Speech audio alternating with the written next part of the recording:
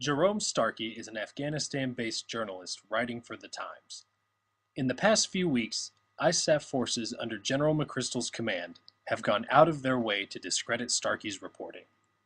We spoke to him by phone from Kabul. It's a side of NATO I hadn't seen before, quite a daunting prospect for a journalist in Kabul to have to face the wrath of the military, but perhaps it's where we belong. Why would NATO go out of their way to attack a journalist? Starkey reported on two recent night raids in which NATO claimed no civilians were killed.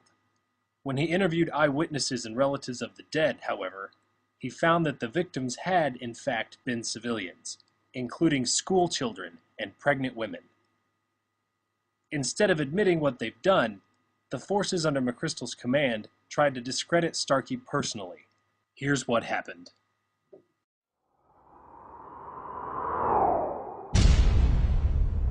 The report which prompted NATO to attack Starkey involved an event in which U.S. and Allied forces claimed to have discovered the bodies of pregnant women during a raid against insurgents. NATO claims to have discovered the bodies of 3 women tied up, gagged and killed, and the impression they gave from their initial press releases was that these women were sort of the victims of some sort of macabre murder. Starkey interviewed people at the scene of the event and discovered that this report published by U.S. and Allied forces was false. According to witnesses, the women were killed by U.S. and Allied special forces. An unknown number of U.S. and Afghan gunmen stormed the compound of a police commander, a man named Commander Daoud. When Commander Daoud ran across the courtyard of his home, he was shot.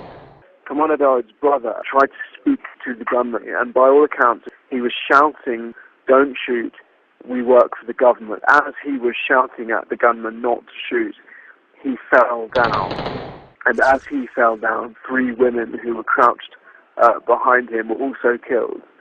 2 of those women were pregnant. The family claimed the U.S. Afghan force denied the wounded medical treatment, and during that time, Commander Daoud and Gulalai, both of them died.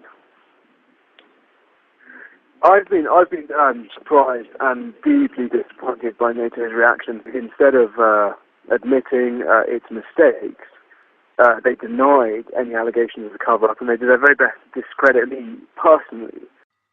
NATO released multiple statements slamming Starkey's reporting and claiming he had misquoted their spokesperson.